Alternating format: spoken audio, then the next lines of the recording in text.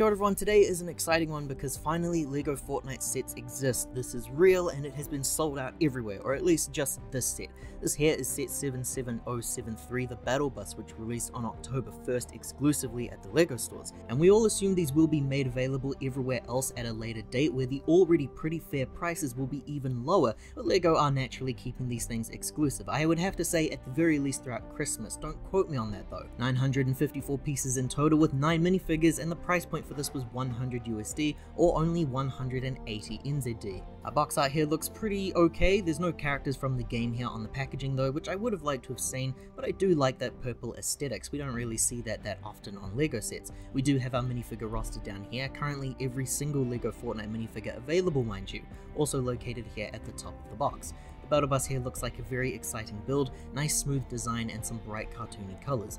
The back of the box here continues that nice artwork. We can see the bus here with all of our characters jumping out without their gliders. We also have a nice feature here showing us a few of the characters that have alternative appearances. And then this small window here just shows how many of the figures can fit inside. The answer is everyone. A very quick demonstration on how this set's roof can be removed from the set. I recently got back into Fortnite at the beginning of this year actually. I was a frequent player of Save the World back in 2018 because that was the best way of farming V-Bucks for those battle passes. I was pretty excited to see Fortnite finally adapted into LEGO and to see some pretty recognizable elements here, as well as seeing stuff that I'm unfamiliar with. We have our bags here and our sticker sheet plus the instruction booklet, 8 numbered bags total and an extra one with some special balloon stuff. And buying this set at the time also got me the Brite Bomber Brickheads figure for free, which reports are saying will be made available at a later date. This here is the set out of the box with all of our figures lined up. The set overview here is simple, it's the Battle Bus from Fortnite. For those who aren't aware, this is the vehicle that every player is loaded into when starting a game and dropping into the world, arguably the most recognizable thing from the game.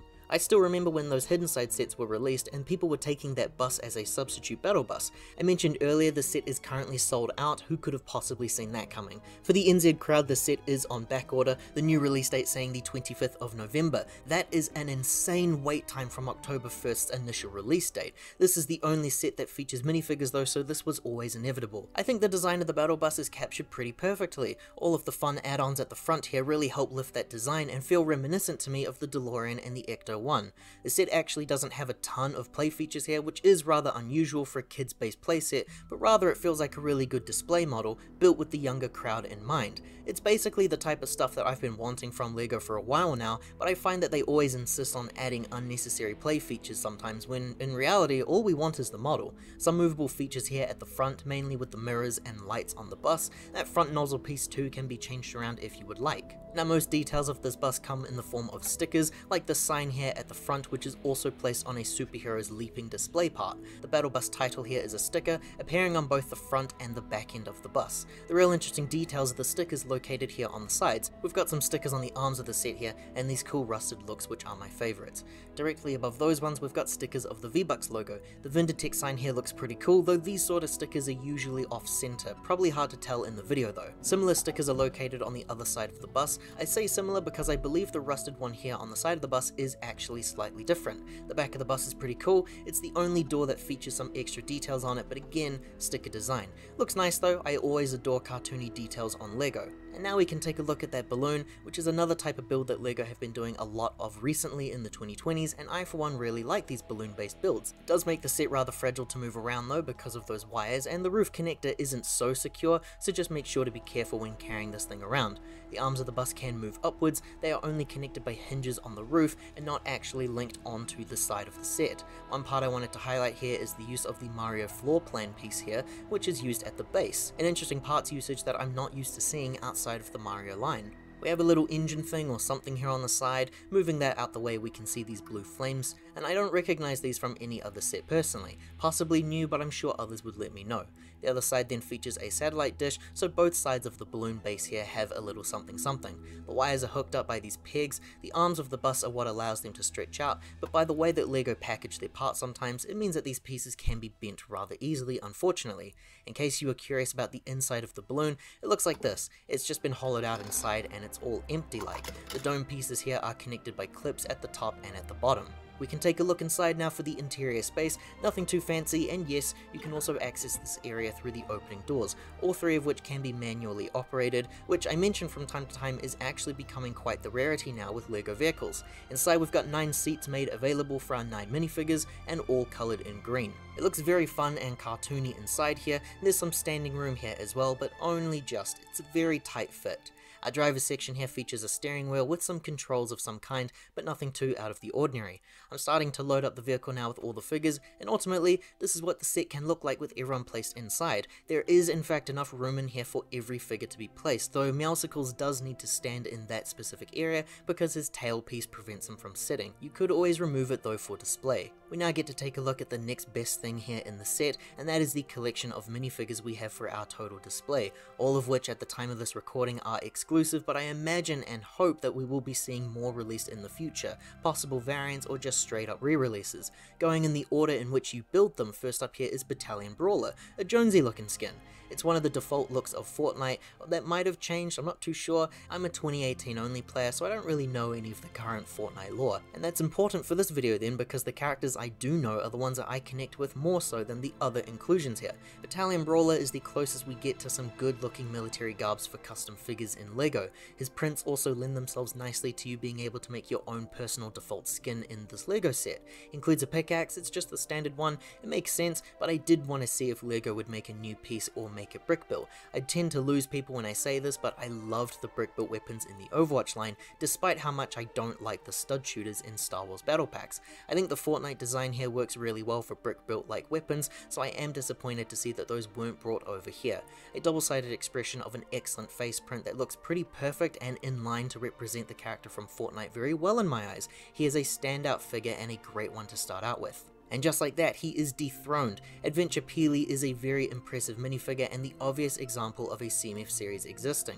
The molded banana piece here looks terrific, though like many, I wonder why this specific variant of the character was chosen as opposed to the regular one. He includes a grapple gun, which is built out of a few pieces connected together, and doesn't that just look great? It's exactly what I wanted to see in these sets. Removing the banana costume for a sec, we can see underneath here, he features no torso printing, but he does include some prints for the belt, which were also seen on the banana costume piece itself. He is one of the greatest figures here, so far so good.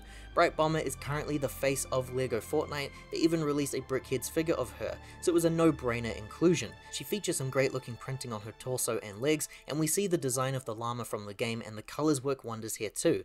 A double-sided expression of a more determined look with her glasses. It's a figure I like, but this is the design aspect I'm not currently sold on. Brite is regularly shown with her glasses atop her head. I really wish we didn't have the glasses face print and instead we had them molded into her hairpiece. They even get it right with the Brickhead's figure. I guess they'd already used the budget on specially molded pieces for the other more important figures here, so I hope to see this change in the future releases, but besides that, a pretty good figure. And now on to another excellent figure here. Cuddle Team Leader might be one of the most recognizable mascots in the game. That means that this set alone features the 3 characters that you see currently when you boot up the game in the loading screen, for all those who might be questioning the importance of these characters. Cuddle Team Leader here looks amazing, that molded helmet and bright colors are excellent, and the eyes are even off kilter. Included with a half shield potion, it's these types of elements that are what makes a LEGO set based on a video game for me. I love seeing gameplay elements in sets. The Overwatch line featured health packs, and the Horizon tool neck featured some climbable structures and an alert system for the enemy. This here is amazing to see. Underneath that mask we actually do have a minifig head. The expression is nice, a hairpiece is also included if you would like to have it displayed like this, but the double-sided expression features an even better look for me for customizing my figures. I think this is yet again a standout minifigure. So now we reach a figure that I don't really have strong opinions for. This here is Trespasser Elite. It still looks cool, but it is a skin I don't really recognize, and the figure doesn't excite me to learn more about him, so I wish that this might have been a different pick instead. The figure does feature some cool tech-like prints that I think might be useful for a cyberpunk-like custom, using the Ant-Man helmet here with some brand new printing, looking eerily similar to what I'm imagining Ultron might look like next year. Underneath all the armor and stuff, we got this. Now he's looking a bit like a Mass Effect character to me. It's a pretty cool face to steal for a Quarian-like custom figure, and not the only figure in the set to give me Mass Effect vibes either. The next figure here I feel the exact same way about. This here is the Cube Assassin. It's another skin I don't really recognize and another one that just looks okay. These two feel very similar to one another, so I was getting them mixed up early on. This one looks a lot closer to a Mass Effect type character, so here I am going on again about Mass Effect in a Fortnite based video. I think the head underneath the hood is pretty cool, and it could be useful for things outside the line, but it's another figure I'm not familiar with, so I could have been totally fine with seeing this skin swapped out for someone else. Drift here is probably my favourite figure of the bunch. Drift is a skin that I do personally use a lot when it comes to playing Fortnite, since everyone seems to go with licensed skins these days. Drift here looks perfect to me, and it's the exact outfit choice that I have set as his default. He's got some great looking printing with the colours and details on the mask and hood piece. Amazing looking figure, and underneath the hood, he is the second figure here to include a hairpiece so that you can display him with his face mask if you would like. My favourite figure of the set easily.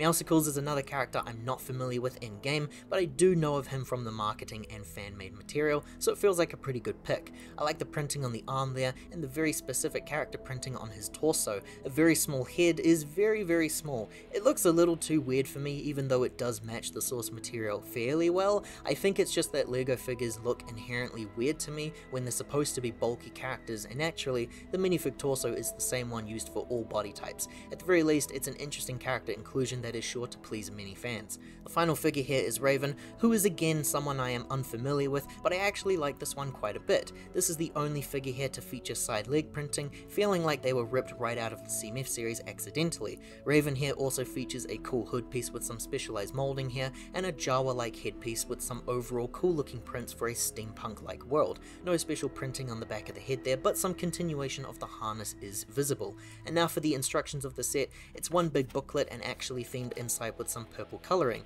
Ever since LEGO stopped printing colour on the front page, I don't remember the last time I saw theming on the inside of the manuals. The back here shows us the build all set up, and we get a 2-page spread of the advertisements for the other sets of the wave. A big buildable Peelybone skin, the Durr Burger, okay, and then the loot armor, which I like the most. I mentioned that I was a Save the World player, so this one appeals to me a little bit more than the others do, especially now that I see the loot is scaled to minifigs. The Peelybone just doesn't interest me in the slightest. I'm amazed to see that there are Durr Burger fans out there, but they do exist. It's a hard pass from me.